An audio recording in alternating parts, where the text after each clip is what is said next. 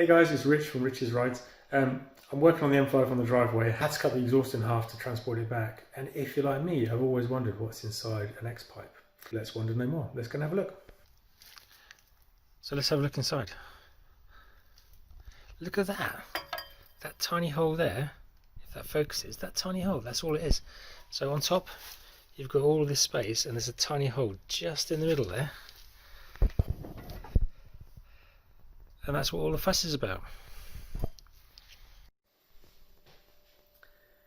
So that tiny hole in the middle, that's what all the fuss is about. Anyway, if you want to see me put this exhaust on the car, hit a like and subscribe, and we'll see you on the driveway. Cheers guys.